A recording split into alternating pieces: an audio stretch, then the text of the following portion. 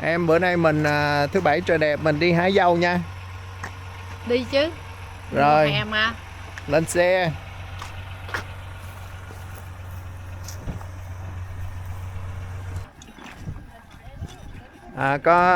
Bây giờ là có hai loại strawberries, một loại gọi là hood, một loại là sweet sunrise. Thì chắc sweet sunrise là chắc phải ngọt, nên là chúng tôi sẽ đi hái cái loại sweet sunrise.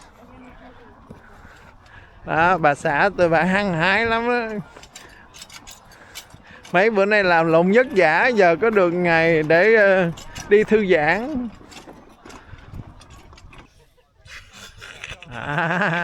Thử đi, thử trái trước đi, coi ngọt không.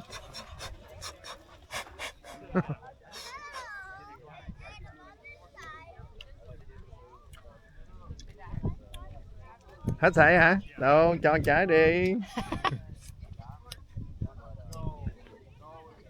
Good hả? Ngọt ghê ha. Ngon ấy. Đúng là ngọt ghê. 8 tháng về ăn trái dâu hết sảy. Nè. Nè, nhìn nè, nhìn nè. Nhìn nè anh. Wow. Đẹp không? Quá Ok. chừng luôn, ok rồi. Thôi bỏ máy xuống đi hái nha. Để thu hoạch dâu đó thì bây giờ mình chỉ cần nắm nguyên một chùm rồi mình lật ngược nó lên. Đó. Rồi xong rồi bây giờ là mình chỉ có ngắt từng thằng ra thôi. Đó, thu hoạch kiểu này có lý đó nha. Mùa hè được có vậy thôi đó. Không còn blueberries nữa. Thì là niềm vui của mùa hè nè. Trong khi bà hái thì mình thưởng thức một chút xíu nha. Nghỉ tay chút xíu nha. Anh ăn hả? Ôi ơi. Anh đang thử có ngọt không á mà em. Tội nghiệp quá ha.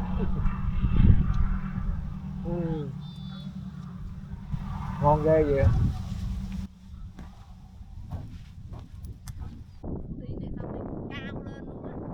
Bước qua bước lại mấy mà cao luôn.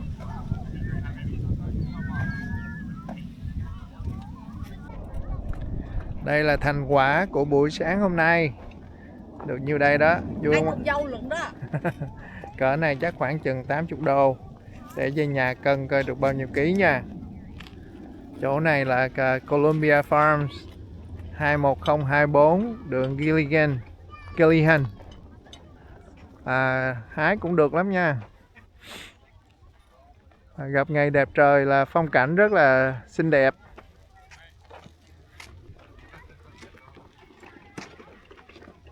Nay được ăn thử nữa đó. Không có tính tiền. Ăn thử ha, đâu có biết vụ ăn thử đâu.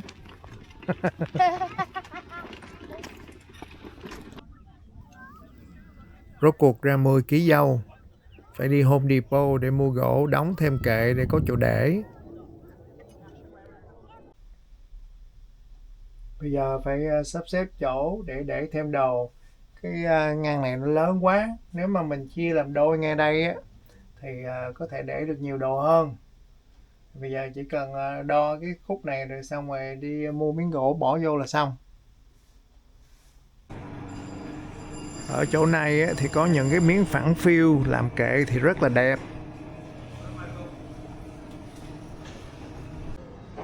Nhưng mà ở chỗ này á, thì có một đống gỗ vụn, gỗ hơi méo mó chút xíu là họ bán giá rất rẻ, có 1-2 đồng thôi.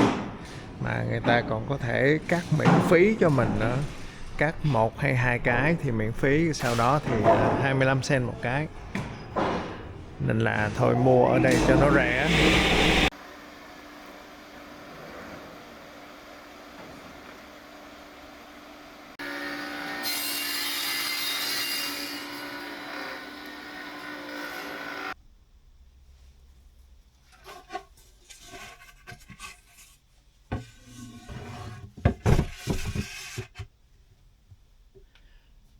Nhưng mà cắt miễn phí nó cũng có cái giá của nó.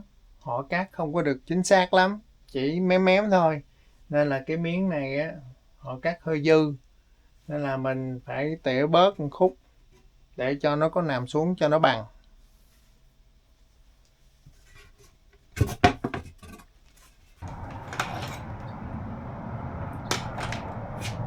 toàn trước.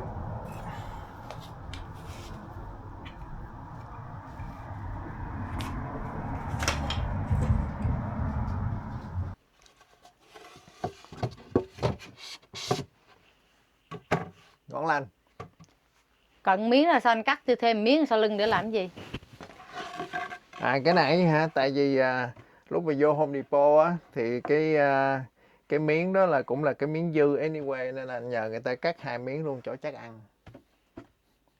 Bởi vì ông cũng phải lấy 2 vợ cho cháu ăn hay gì?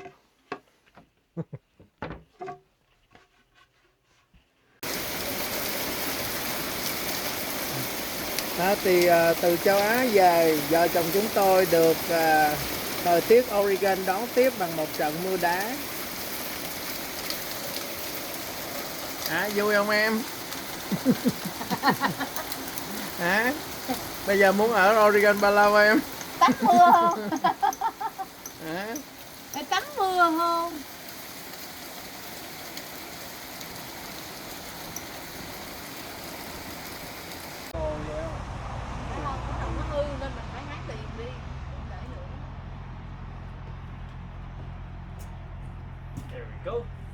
Cô biết ở Chicago có cherry không? Có ở Trader Joe. Trader Joe. Tức là nó import từ chỗ khác vô hả? I don't see cherry tree, but Vậy thì sẵn ở đây có mấy trái organic này phải hái về cho các bị ăn nha, ok? Đây là thành quả của 25 phút. Được chỗ này được bao nhiêu? Đoán coi. 5 pound. chắc hơn. Chút nữa ai đoán gần nhất được 1 rổ. 5 bao hả? Rồi để vô nhà cân nha. Nhưng mà thực sự là cộng lại hết 4 cái rổ, cộng luôn cái chú cánh cam này á, là chúng tôi thu hoạch được 18 pound cherry. Hồi nãy 13 sao giờ thành 18? 13, nói lộn, 13. Làm lại đi. Bởi vì đang ngồi không? Đâu ra 5 thao nữa ra. Không sao, kệ. Edit mà.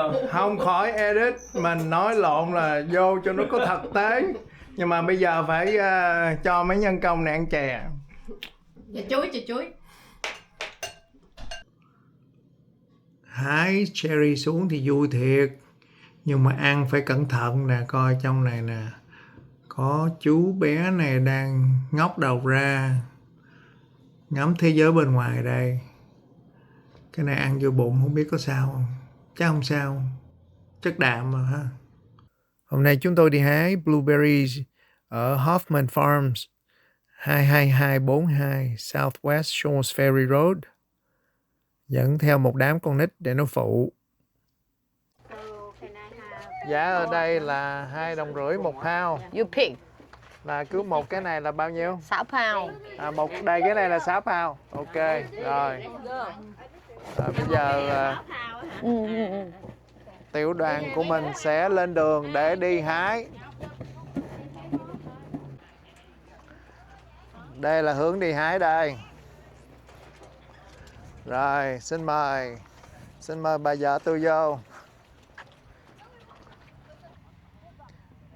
Đây là blueberries, hiện tại là nó cỡ như thế này đây. Bây giờ là cuối tháng 6. Nghĩ mình làm được ít chứ cũng phải đầy 1-2 hộp chứ hả em hả? Công đi cực khổ quá nên ráng hái.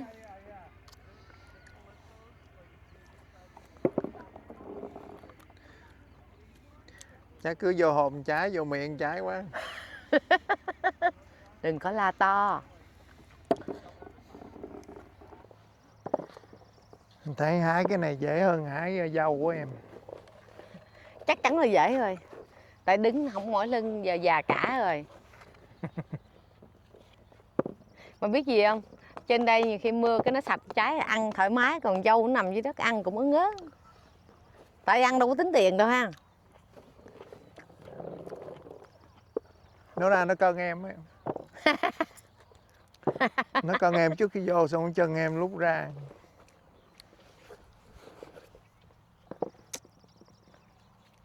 Một phao 2,5 đồng. Tức là đầy hộp này mà nó nói 6 pound, giống như nó nói là 15 đô. Điều quá rẻ. Qua em thấy ngoài chợ bán là 4,5 đó. Nhưng mà cũng cỡ này hay là nhỏ hơn? Chắc cũng cỡ này hoặc nhỏ hơn chứ không lớn hơn đâu mà. Nhưng mà chắc chắn nó không tươi bằng này rồi. Tại vì mình hái từ thẳng từ trên cây vậy luôn rồi. Cái này em biết ăn với gì ngon không? Ăn cái gì?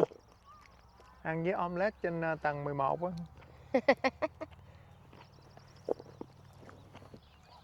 Trời mát mẻ ha. Này vừa tập thể dục mà vừa được ăn nữa đó. Cũng hơn nữa chứ, nó nói bữa nay 80% trời mưa mà. Ừ.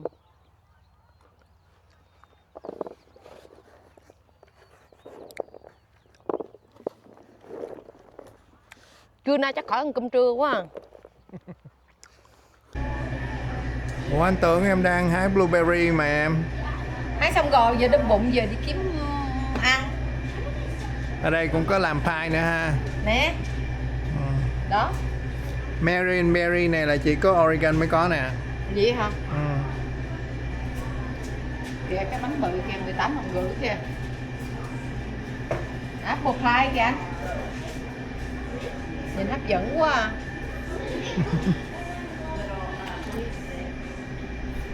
Hấp dẫn thì mua một cái đi. Mua cái bự hả? Mình phải chuẩn bị bao tử mình để lên tàu chứ em. Cherry cheesecake kìa. Ok. Ở đây nó có bán sandwich đó anh. Nè.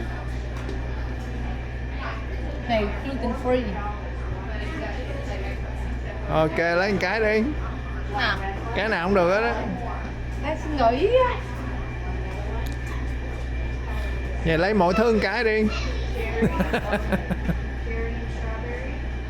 Nói trúng tim đen hả? Ăn xong rồi lăn.